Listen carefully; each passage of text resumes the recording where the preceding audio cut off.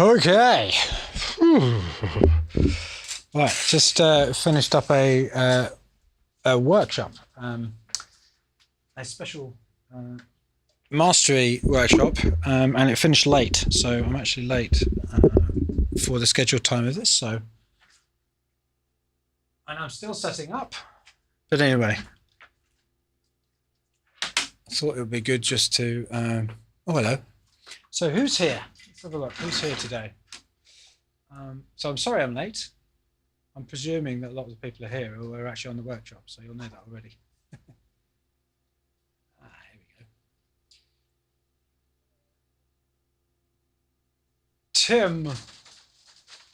Pitt. Jan, yes. And Jace, great. So yeah, so most people, as far as I know, at least those who are commenting, we're actually on the workshop. So there we go. Missing audio source. That's not good.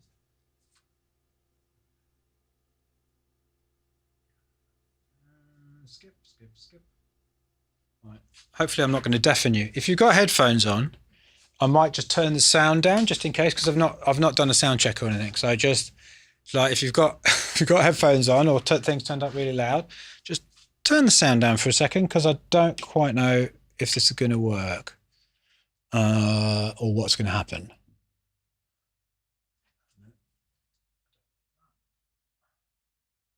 Okay.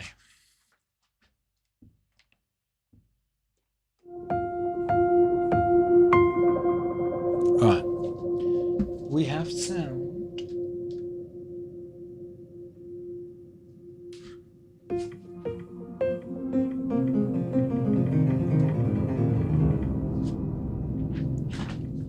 Right. That works. So let's try this as well. Yep, that works. Okay. Huh.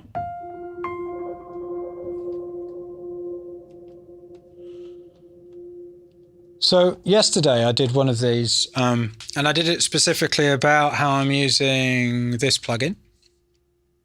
I'll move this that way. I'll also plug in this to make sure that the internet, well, to increase the chances that the internet doesn't go down. I'll just move this out of the way. All right.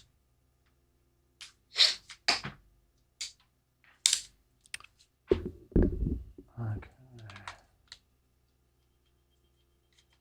Great, Jace. I'm glad you liked it. Yeah, we have a lot of fun. It's one of my favourite things to do. That mastery program. You really get to know everyone, and it's just such a great group of people. Anyway, so.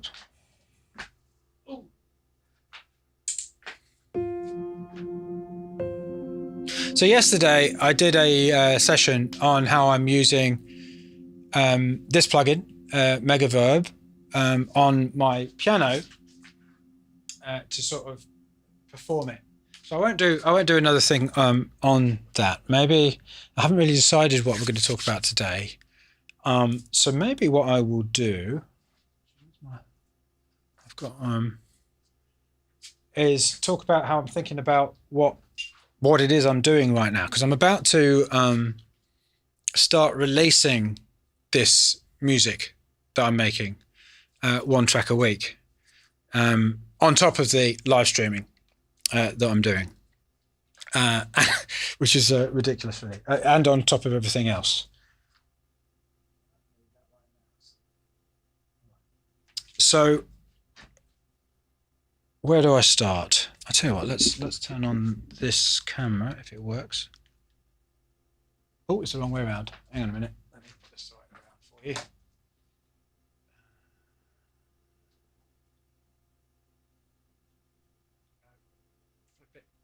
Flip it. Point. There we go. All right.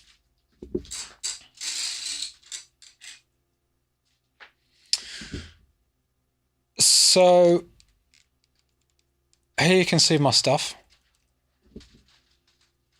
Should zoom out a bit if I can. Sorry about this, folks. I a bit behind the ball. I will get there in a minute. I know. That's the best we can do. All right. Higher. Go higher. Right. Okay. There we go. All right. So let me just talk you through what's going on. Because essentially, like, I think if last year if 2021 for Zentor was about me moving, like wholeheartedly moving from making music, sort of thinking about producing music to thinking about performing music, I think maybe the way I'm thinking about 2022 is that it's about how Zentor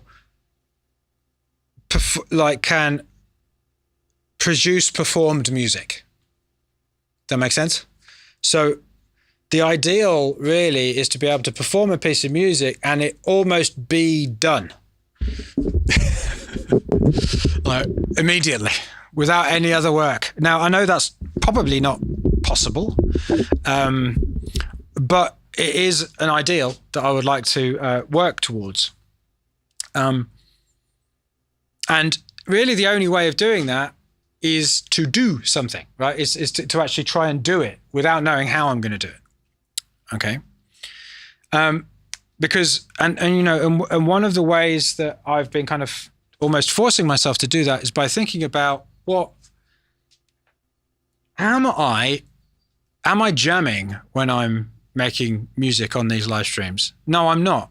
I'm composing music live, right? Which is a different way of sort of looking at what you're doing. I'm not just jamming random stuff. I'm composing music live. And so I guess, I mean, that's how I was thinking about things last year. And now I guess I'm almost sort of moving that even further and thinking, okay, am I jamming? No. Am I composing music live? Well, yes, partially. But I'm also thinking about producing music live.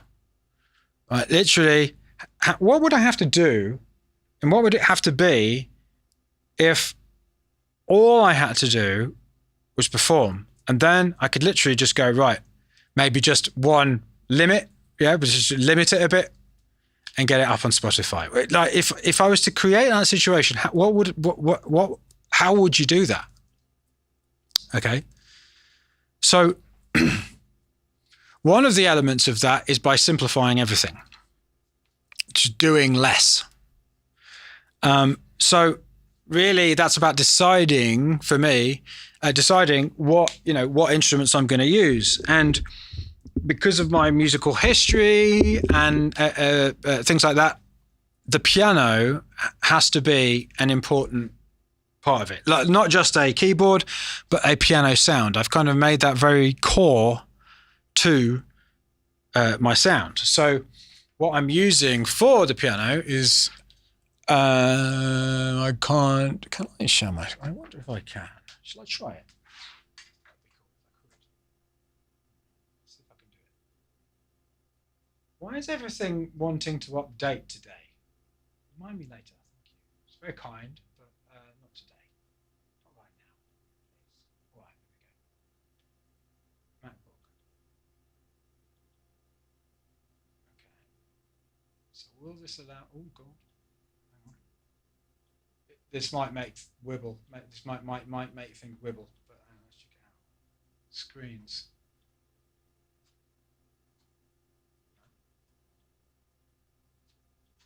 Oh, I know. Turn off the camera. There we go. All right, so that's it's very small. What is that? Zoom to Windows, maybe.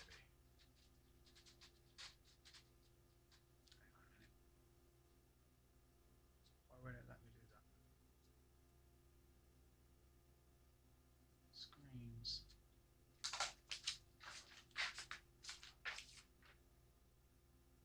Anyway, I will show you in here, and it'll just be very small on my backboard. So I'm using this plugin. Is that not coming up? Oh, I see why. I get it. Let's try this. Display. I'll be there in a sec.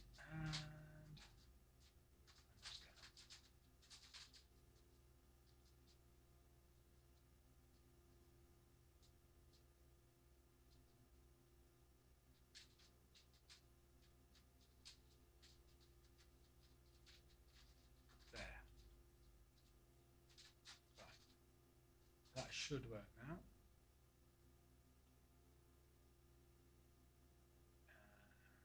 This. There. Aha! All right, so I'm using this plugin, which is Pianoteq. Okay. And because basically it's a modeled piano. Rather than a sample-based piano, and there's all kinds of different pianos that it has, Bechsteins and what have you. So yeah, this is a Bechstein Felt, for instance. Oops, and it's distorting.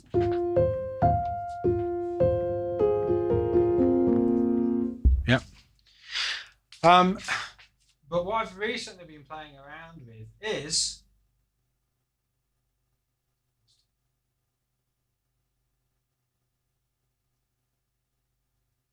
this feature, and I haven't worked out how to set it up so that I don't have to keep on setting this every time. Right, sign media event.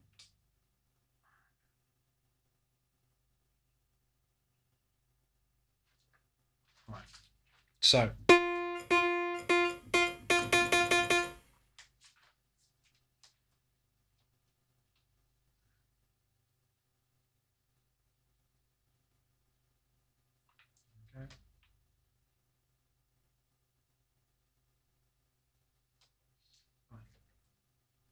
So I've got 3 different sounds. I've got a Felt Bechstein, a Hohner, something or other thing, and a harpsichord.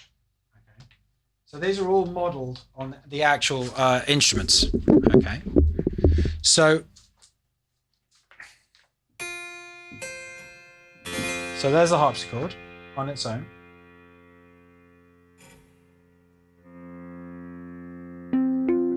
And then there's the electric piano, the Hohner electric piano. And then here is the Felt on its own, the Felt piano on its own. I don't know why it's distorting, sorry about that. I'll have to sort that out some other point. But because this is a modelled instrument, by having Morph, what you can actually do, I've set these on these controllers here, what I can actually do is actually create these like instruments that don't exist by combining them. Right, so let's start with I just want to stop this from distorting. I don't know why it is. I don't know where it's distorting. It's a bit of a complicated chain of what's going on. Anyway, never mind.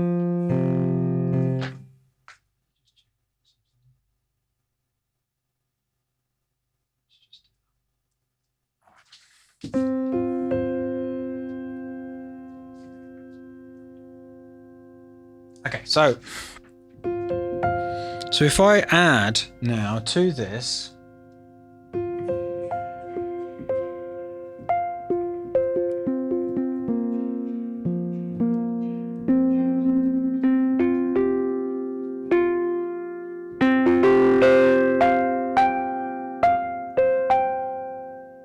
it becomes a different kind of instrument. And then if I add a little bit of the harpsichord to it,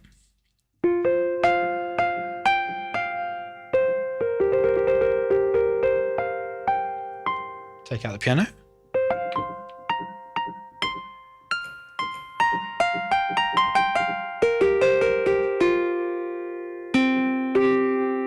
And because it's a modeled instrument, it's not just adding the sound. So it's not just samples being layered on top. I mean, you can do that, but this is morphing. So this is actually morphing between them. So you're creating this kind of hybrid instrument. And I mean, there are some pretty cool, because what I'm trying to do with everything is turn everything into a performable thing. So yesterday with the, I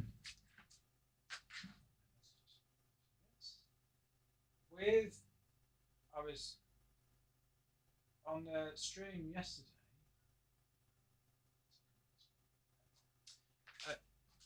I've basically I've turned this plugin, Megaverb, with a bit of what's it called, Supermassive as well, into a performable thing. So I'm basically using two reverbs as a performance thing. I'll just show you what I mean, because you weren't on the stream yesterday probably. So.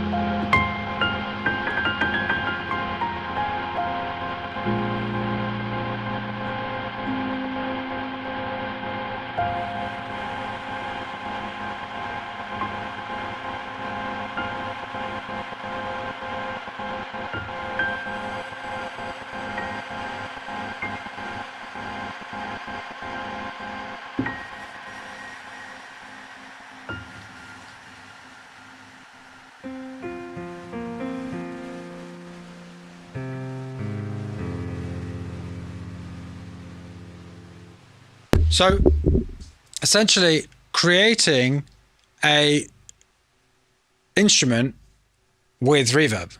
Yeah, so I was basically playing with the gating function on that and the distortion, and then adding like a reverb behind it. So it's like becomes a bit like a guitar pedal. It becomes a performance instrument, if you like.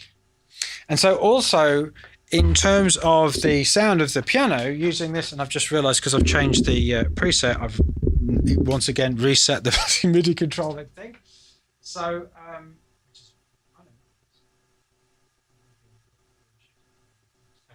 yeah.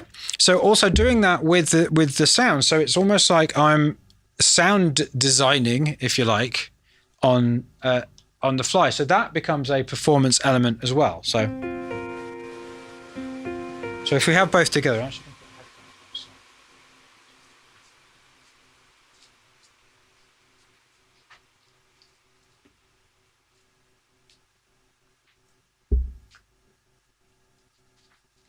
And remember, folks, I'm only using a piano and 2 reverbs at the moment. Nothing else. The whole of this time, that's all that I've been using. So it's like all of this 5,000 million different pieces of equipment. That's not what that's not what this is. This is we're literally using 2 reverbs, a Supermassive, which is free, and Megaverb, and a piano plugin. I haven't even started talking about anything else at the moment. So this is about how do you create interest with the minimum of stuff, essentially, because you've got to reduce the number of things that you do in order to be able to do it if you're doing it performance in a performance sense, right? So you've got to reduce the number of instruments that you use.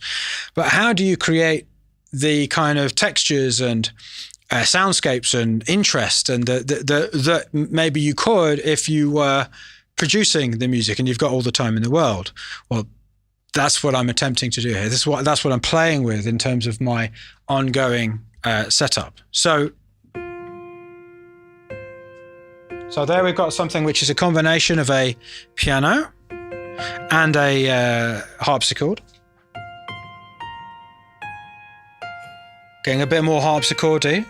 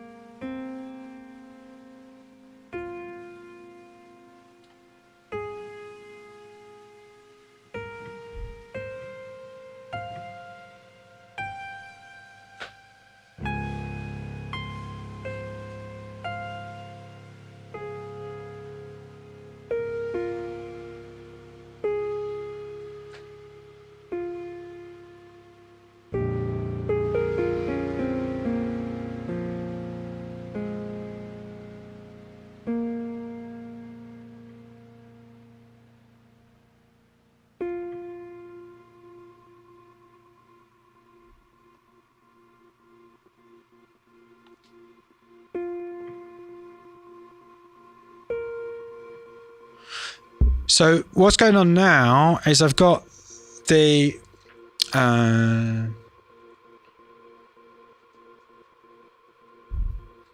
this reverb set on infinite decay. So now it's almost become like a looper.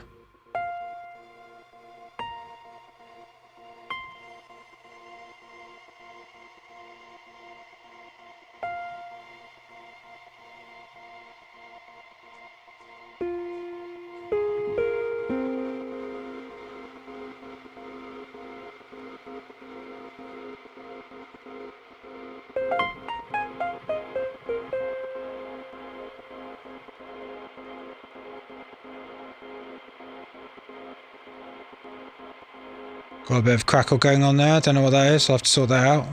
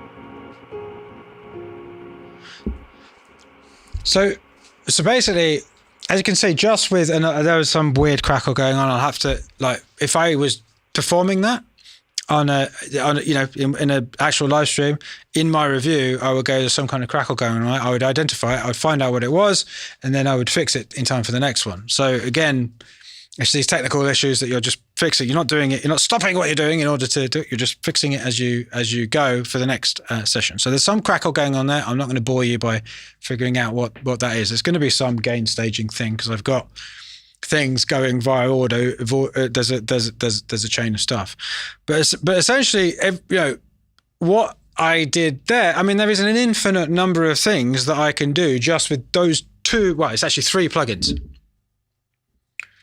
Yeah, and by the way, Philip, the reason the head worn mic I'm not using that is because the little thing's broke. It's a great mic, absolutely amazing mic, but the thing that connects the mic to the headpiece is broken off. It's a tiny little plastic thing. It's a point of weakness.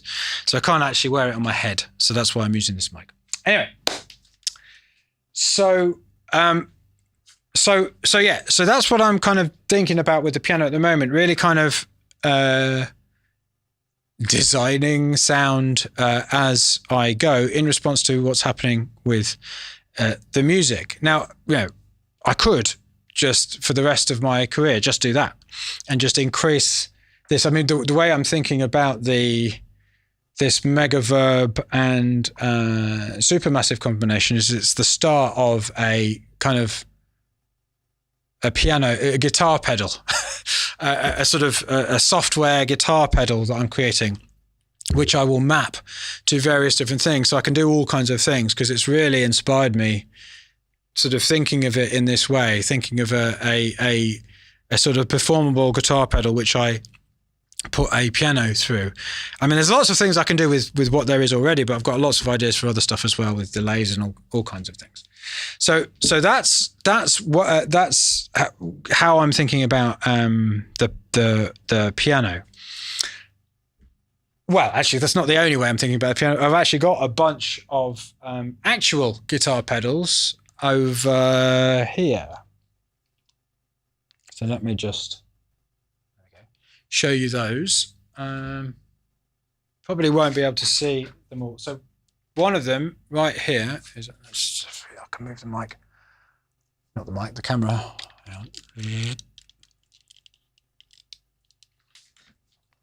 Over. I haven't set up an extra camera. I will do that in future. Sorry, you're gonna have to look sideways at it. Is that right? I'm standing in front of it. Right, there we go. Right, so this is a Strymon Night Sky. So let me just turn off the plugin effects.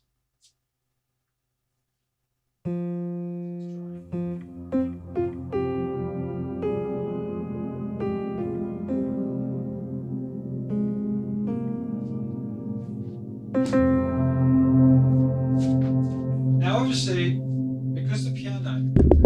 because the piano is going through the Night Sky, and one of the great things about the Strymon, well, I don't know if about all of them, but this one anyway, is you've got a dry and a wet knob, right? So I can have it, I can just mix in the reverb, and obviously that has an impact on this effect.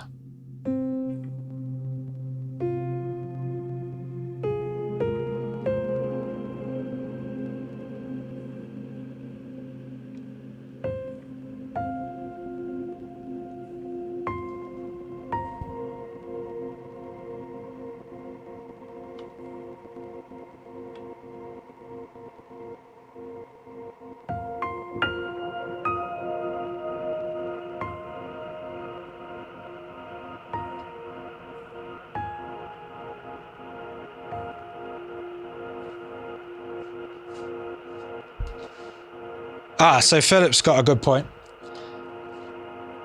So Philip is mentioning, he says there are a couple of UJAM effects plugins that map all sorts of out there effects to just literally a handful of knobs with the intention of having them be performance and the changes being impactful. So in my live streams that I was doing in the other house, and when I was doing an hour a day, I had 2 of those plugins.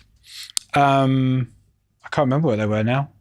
Anyway, I was using one on the piano and one on I can't remember, but I was using 2 of them. and they were great. They like absolutely, they were great. But you know, I've actually decided not to use them anymore. Number one, because they took a lot of juice, and you never knew when they were going to take juice, because you turn a knob and suddenly it would go, no, right? So you'd have to, it was just annoying. And number two, it was almost, there was no way of getting into the back end, right? So they are actually really, they're great. They're absolutely great. If you want a super fast way of making things sound amazing, use those plugins. And it was fantastic for ages while I was focused on other things. But then I was doing this every single day. It got to the point where it started to feel like cheating. In other words, it was just too easy. It was boring, to be honest, in terms of the game playing aspect. And there was nothing that I could do to change. There's literally 5 knobs, and that's all you can do, right? And now there are a lot of presets, right? And the presets, they have things behind obviously they plug things together in the background, but these presets only do certain things, right? So because I'd been using this every day, it was like, it wasn't so much that it was cheating that I was worried about. It was just that it was boring to me. It didn't have any. It was almost like, okay, so that does that, yeah. So I did. Oh, that was right. I used it was on the DFAM. I used it was the vintage one, right? That made everything, it was compressors and tape and tube and all that kind of stuff. And then the other one they used was on the main, I think it was on the Subharmonicon, and it was the other one, the big one that kind of did all sorts of crazy things. And so, yeah, because it was, I mean, it's not meant to be editable. Yeah, it's meant to be a performance thing. But because there was no way that I could change what was going on under the hood, I eventually got bored of it. And that's why I'm essentially doing this now, which is I'm creating my own setup. Not because I'm making it needlessly complicated, just because it's maintaining the interest. Again, it's creating the kind of problems I want to solve. And also it's giving me more flexibility to be able to do certain things and not do other things. Because one of the things I found with those UJAM plugins is that because there's 4 things that you can change, and then the central knob that kind of changes everything. And I found that in the central knob, often what it would be would be that I would like a setting sort of at 9 o'clock, and then I'd like a setting at 5 o'clock, and in between there'd be all this horrible stuff so, that I just wasn't into, right? So it was just like that, and it just got very, very dull after a while. And it was just like, oh yeah, I suppose I could make it really massive by twisting this knob now. But there was almost like no creativity to it. So that's why I'm doing this. So anyway, I mean, but having said that, if you want to start with what I'm talking about here and performing, the UJAM plugins, because it will allow you to focus on other things that might be more important at that stage. Yeah, I think that's an absolute great recommendation. That they're fantastic. They sound great as well. You do need a fairly powerful machine to be able to run some of them though. So anyway, so I've got this Night Sky, and obviously when you put the Night Sky through the other effect, that has an effect on that. So that's one of the things, and I haven't really got into using the Night Sky to everything that it could do at the moment. It's just, it does all sorts of.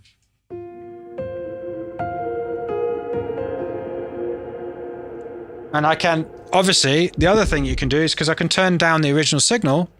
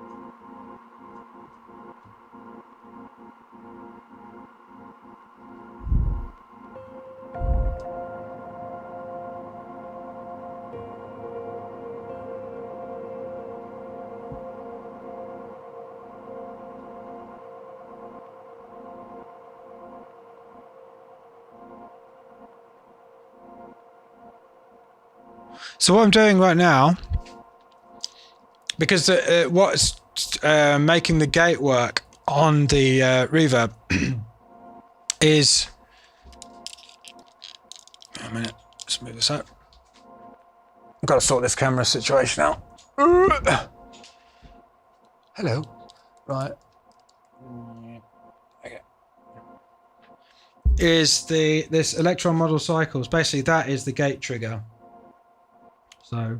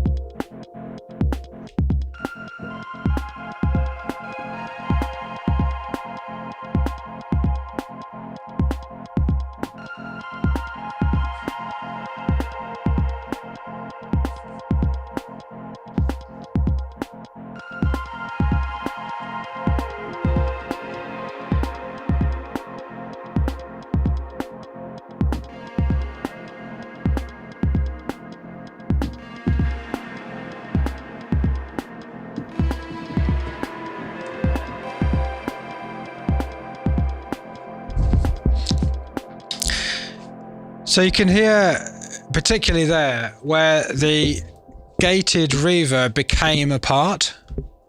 And I saw Ezra was asking a question, am I programming the drums now? Yeah, so this is an Electron Model Cycles. And because the gate is being triggered, the gate on the reverb is being triggered by Electron Model Cycles, whether you can hear whether I've got the Electron Model Cycles muted on the desk or not, basically I can program the drum and also be doing something else, which is actually having an impact on the listener. Right. Now, the only problem with that, and it's what I fell into with this, and it's something I'm finding, which is a problem I've got to solve, is that what ends up happening sometimes is that you hear the beat somewhere differently from where it is.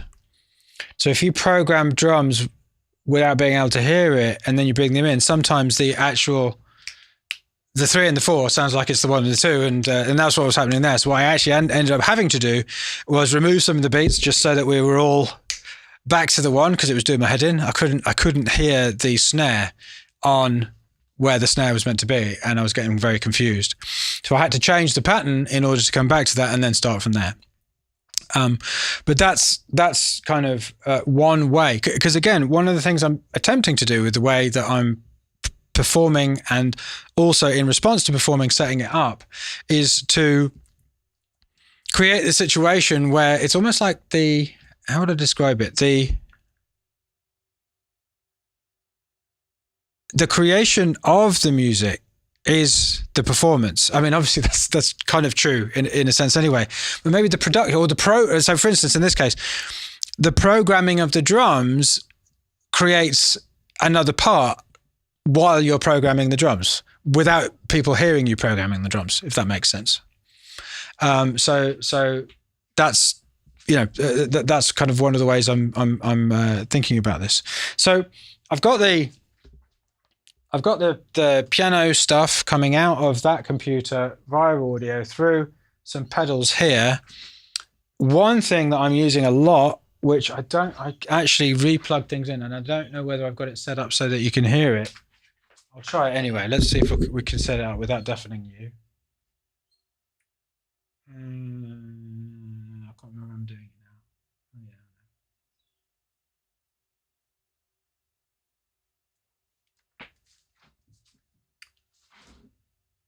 Oh, yeah, that's fine. I'm going to have to...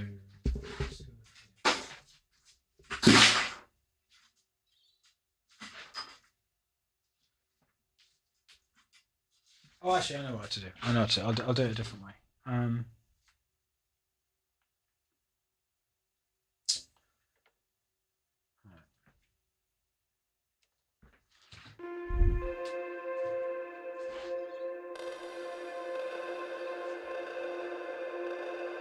Send down the reverb.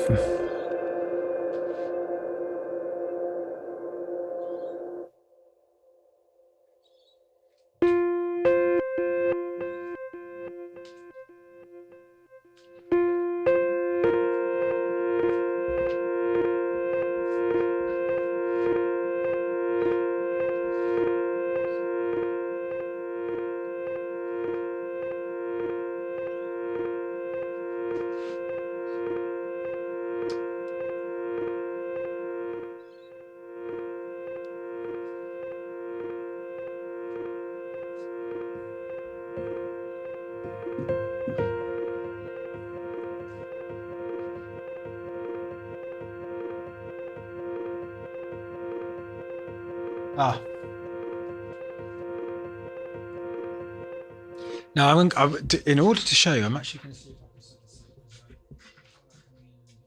up.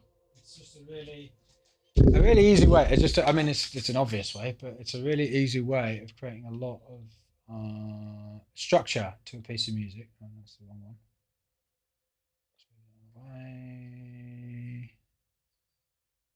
Okay, so what I'm doing now, and what I'll do while I'm doing this is I will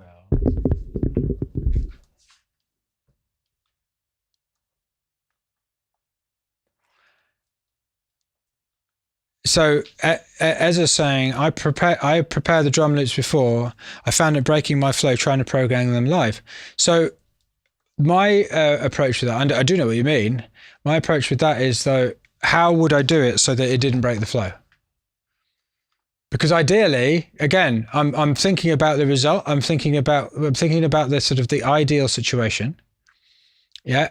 And how would I do it so that I could create the ideal situation? What would that actually mean?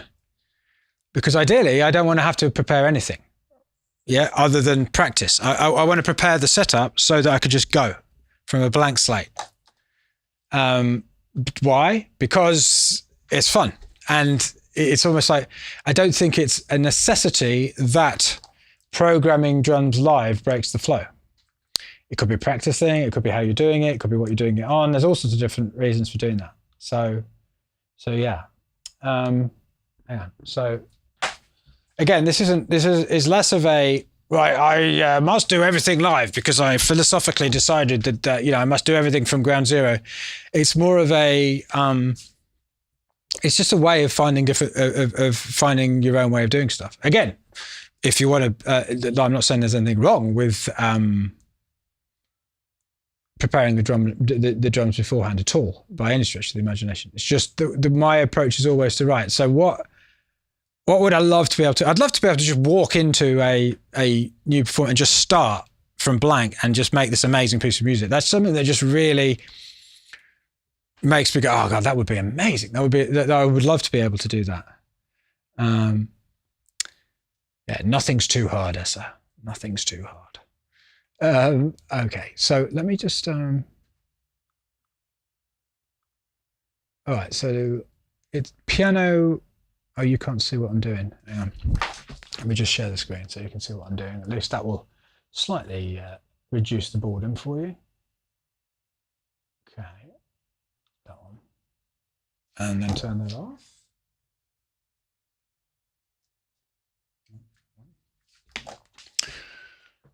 Okay, so this is a bit of a mess at the moment, but basically somewhere,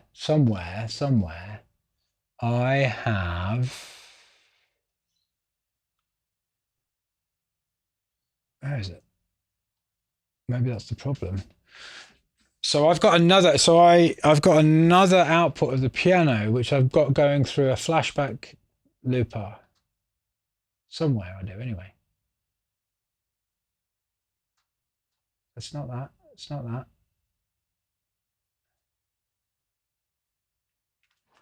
Maybe, oh here, what's this? Yeah, that's it.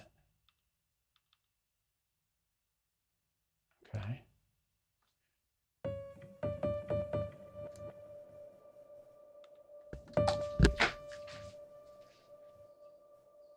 See if I can locate it for you. Onto, oh, is that coming? Is there anything coming into this? All right, so that's definitely coming in 3 and 4. No, is it? Yes, it is.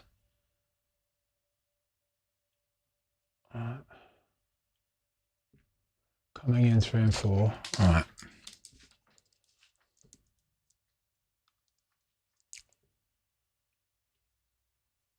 Here. 3, 4. Okay. So then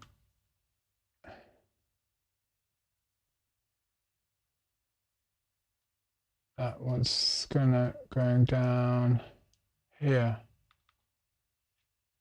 Okay.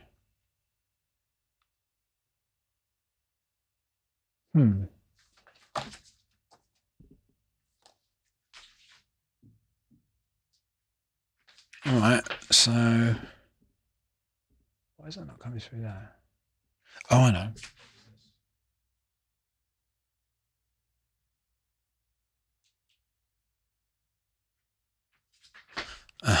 I'm getting there.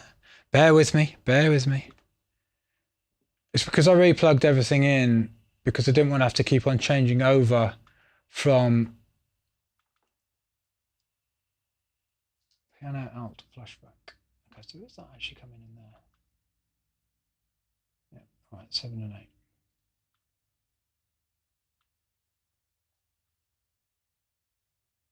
That's the problem.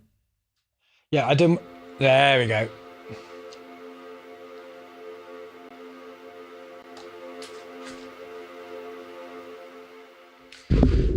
Yeah, basically, I plugged everything in, re-plugged everything in at the weekend because I didn't want to have to constantly have to change over between my coaching setup and my performance setup. It was just doing my head in. I mean, it was only a couple of clicks, but it was just annoying. I was like, it'd be really great to be able to do this and coach and just do everything all with exactly the same kind of setup. So that basically involved adding the Apollo Twin to my setup, which has basically moved all of my inputs to weird places, and I didn't have enough time to finish, so I couldn't find that input. All right, so this is the second thing. This is another big thing that I have done, which is just a lot of fun and very, very easy, very simple. So what I'm doing is I've got basically out of this piano the sound. So the same piano sound, but basically it can come out of two outputs. I've already shown you the one output, which is essentially through the Night Sky and the gating reverb plugin thing. Cheers, Jan. Have a good sleep. So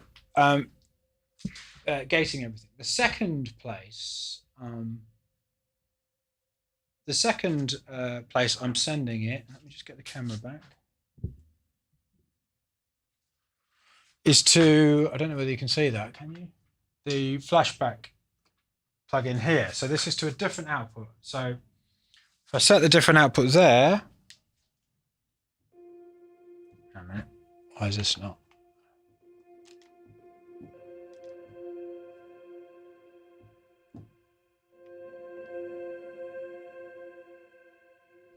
It's weird.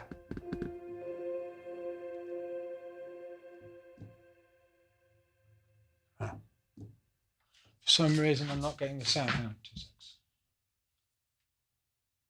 Only getting the.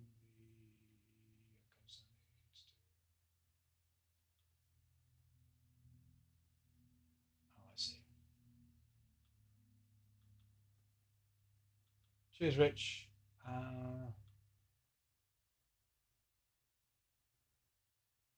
Output 3 and 4. Down here.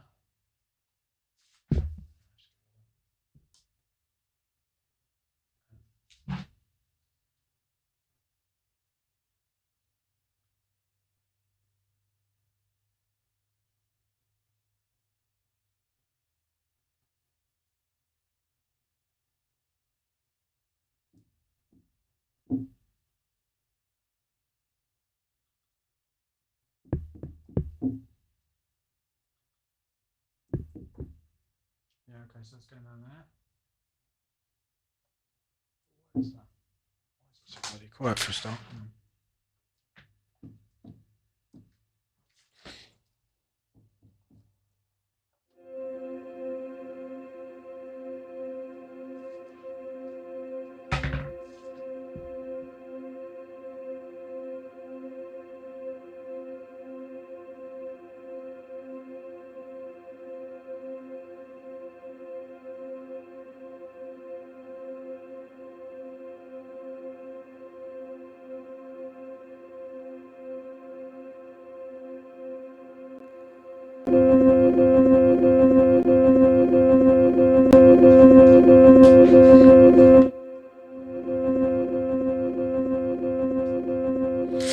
There we go.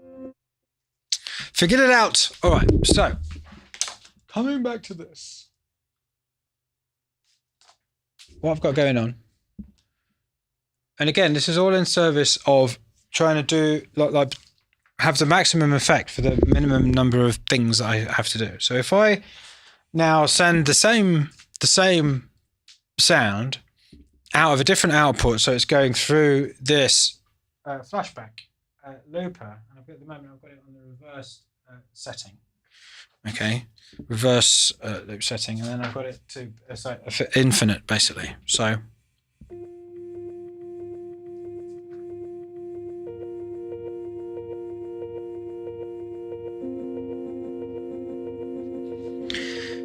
And then, so now I've got a little back, so then I can set, so I've got that playing as a little sort of background thing, and I can add reverb to it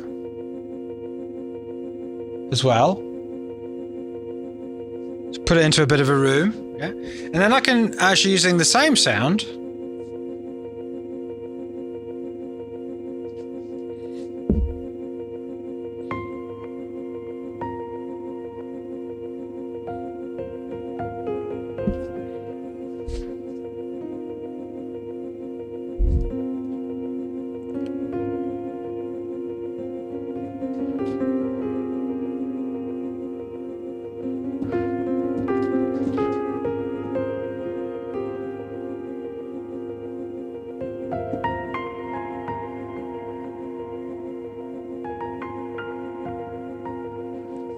so there you can see, basically, with using the same sound, I've now got a kind of rhythmic backdrop, and then I set it to the other, and then I can do this too. So so I've got now just that solo piano sound just playing in a melody, but then I can also add the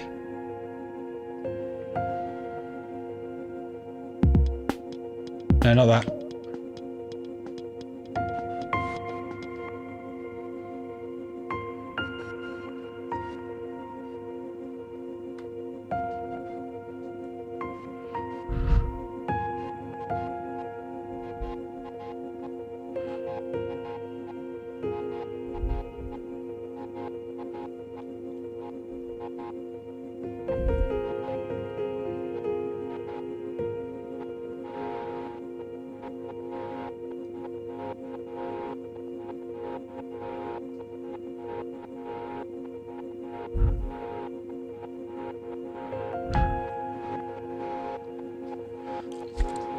So there you can hear, now using just the same sound, I've got this backing, which is far away, and this much closer sort of, and they're both kind of really looping things.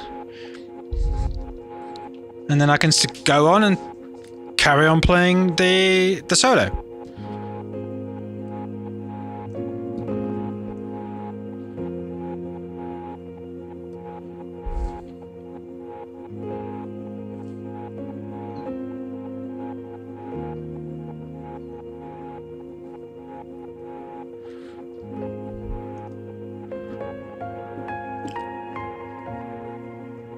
And add a bit of the old.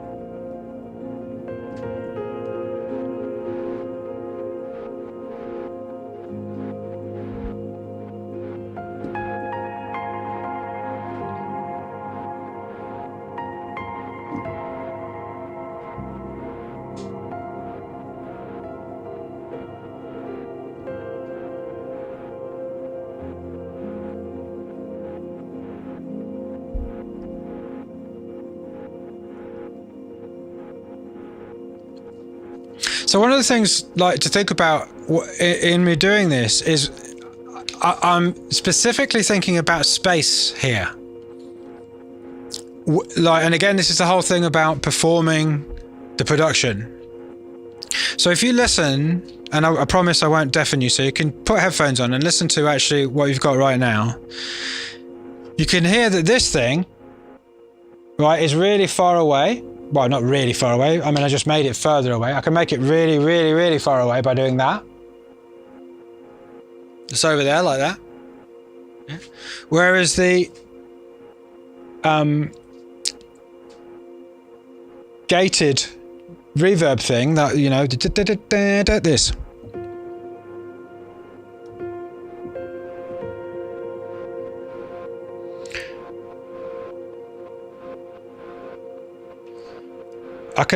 it's right, I brought it really kind of in front of our face.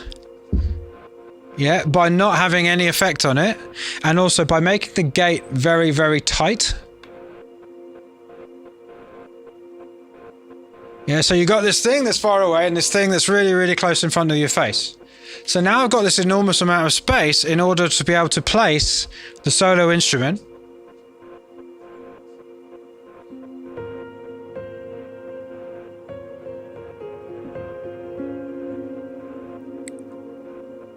Or what I could do, which I will do now, is I will put the gated thing,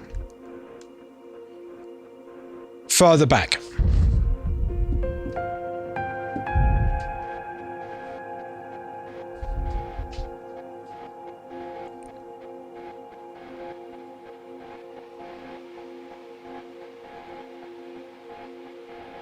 And you can hear it's going backwards.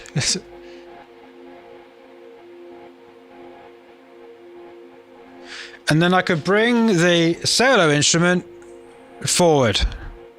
Right in front of your face. Right in front of your face.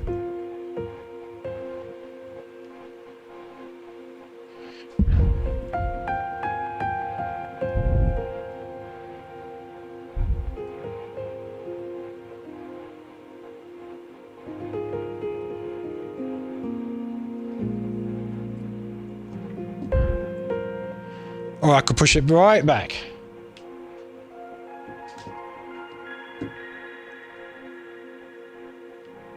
Or right forward.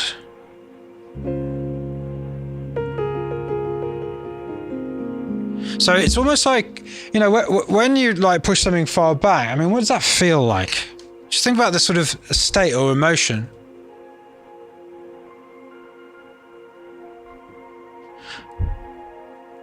It's kind of like a memory or like some kind of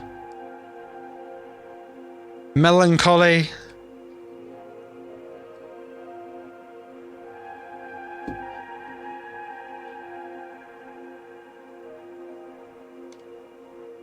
But then if I bring it right up close,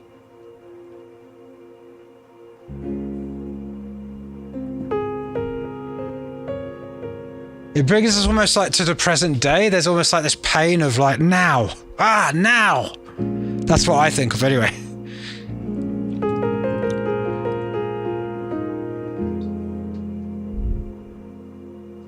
So it's amazing how much you can do with very little when you really take this seriously. How am I going to produce a piece of music with two hands? Like literally live, you know? And the final thing that you can do with this very cool, because this is still going, remember? So let's bring this forward. So that's still going there, right? So in terms of like creating a structure, what I often end up doing, so I've got this thing at the very start that I start this kind of looping thing, and I've got a filter on it.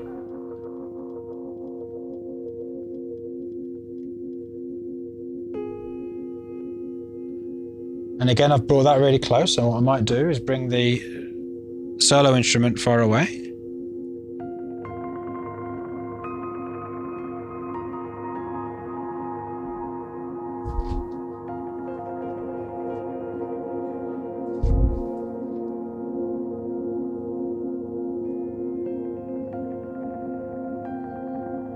And what I will often do in a piece is I will remove this repeating thing completely.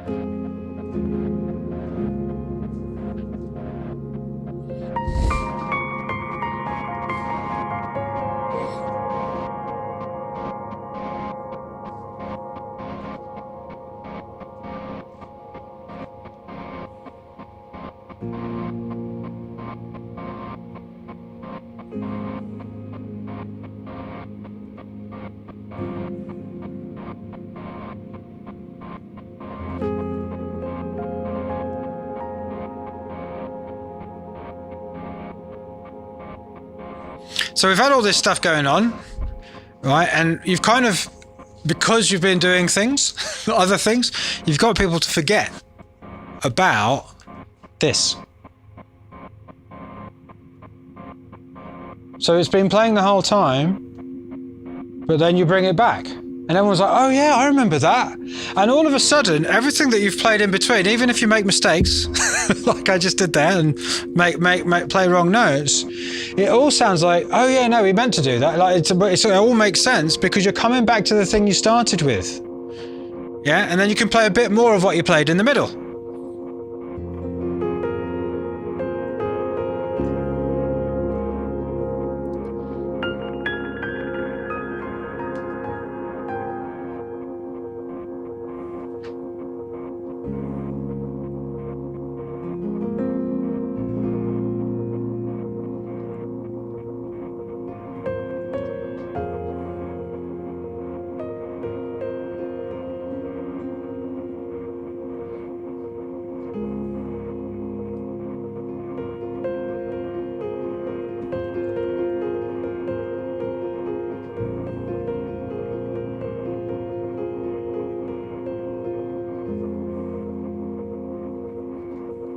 All because, basically,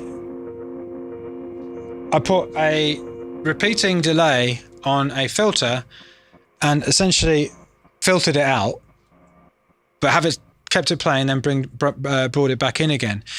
It's like a really simple thing that brings people back to the beginning and makes sense of what's coming in the middle, even if you've got lost along the way. Okay, so then obviously you don't have to do it with a flashback delay and a filter, but one of the things to think about if you are making music, I mean, even if you're not making it live, even if you're not performing it, is that, yeah, lowering the volume would have the same effect. Yeah, I just like filtering it down. Yeah, absolutely. Lowering the volume, yeah, good question, Azza. Basically take it, like bring something in, which is repeating so that it's like memorable. So, basically if you want to make someone remember something, just repeat it, and it gets annoying too. But anyway, so.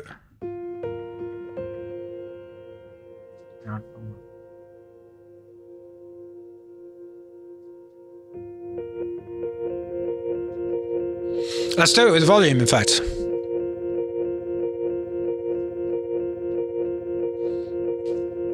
I mean, before you take it down, do other stuff over the top so that it kind of has a different context. Yeah.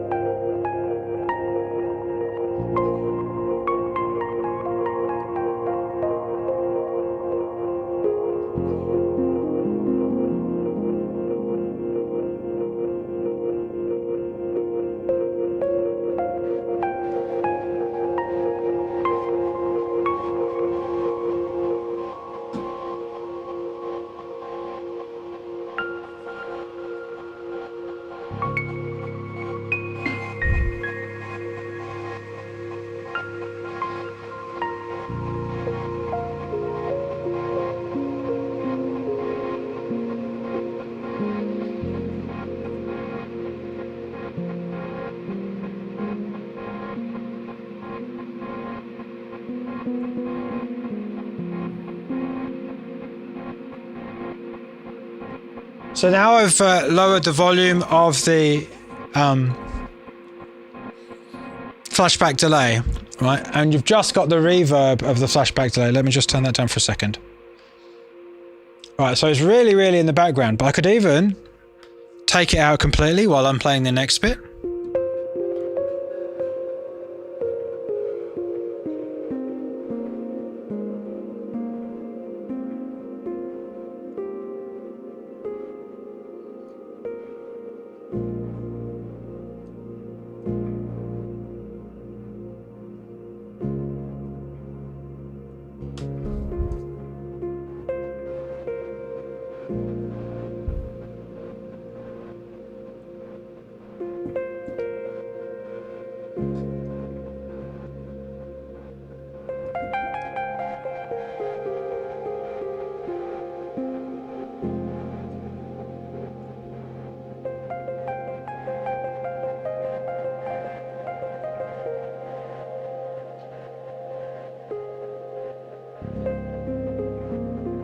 All right, so now it's completely out. Yeah.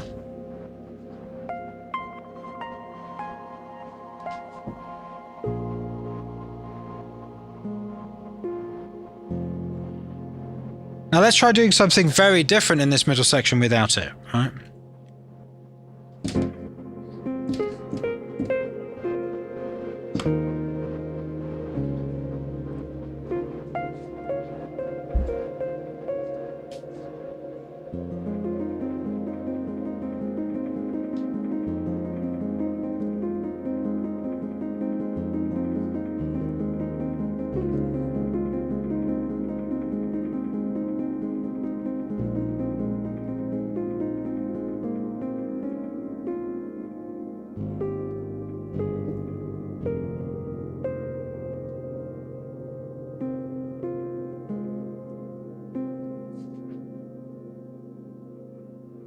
So that was a rubbish little improvisation.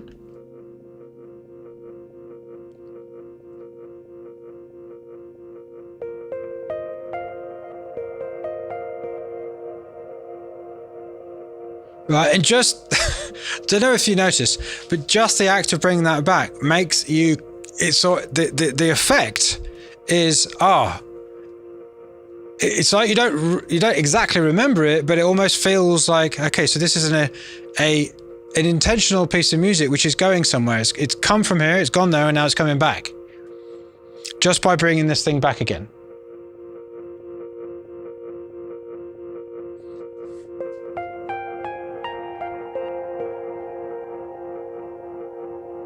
I've also set it to to a high pass as well.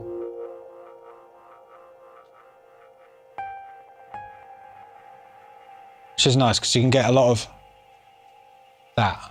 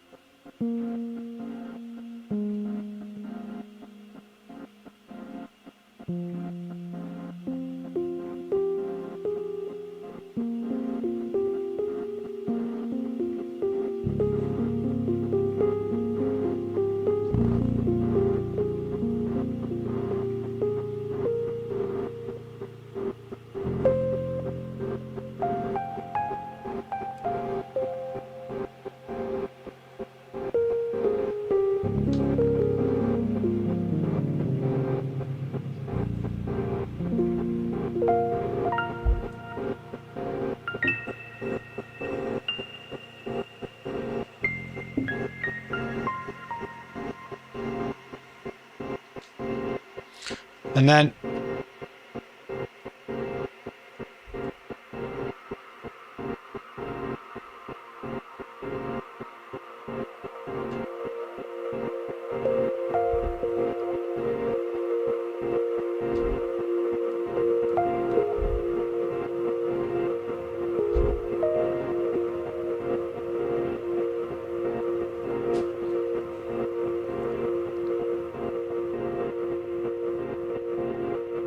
we're back again. Sorry about the distortion.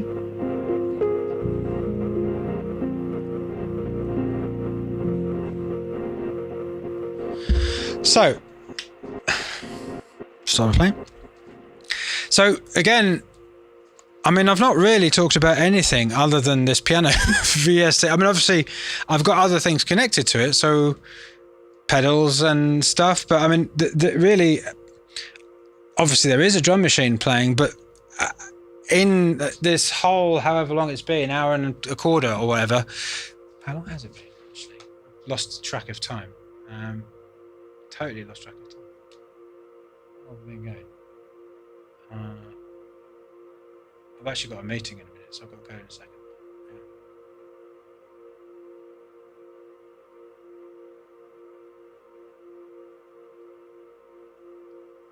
Yes, 1 hour and 20 minutes, right. So being going, let's stop this. So yeah, in the whole of this 1 hour and 20 minutes, I've really just been talking about how I'm using the piano. Right? And I mean, I could happily make literally a career's worth of music just with the way I've got it set up now and not actually bringing in the drum machine at any point. Because there are unlimited options just with what I've shown you. I mean, there's other stuff going on too. When I think about it, I've got too much stuff. And I mean, the reason I'm kind of harping on about this is that how you make better music immediately is to figure out how to do more with less. Because the deeper you go with what you have, you get better at using what you have, and more of your mind is on. So, for instance, when I was talking about creating the different spaces, if I'd have had this and that and the other and that you just don't, it kind of just all kind of flattens. But when you've got a few things playing and you can really separate them like that, so I'm going to push that back. I'm going to bring that forward. Yeah, simply by using these performable effects, it just sounds better because there's less going on. It's easier to deal with. There's less to go wrong, and you get better at doing it as well. So yeah, I mean that's how I'm thinking about. I mean, I've got other things on the piano as well, which I haven't got time to go into today. I need to take a break and say hello to the family before my meeting, but.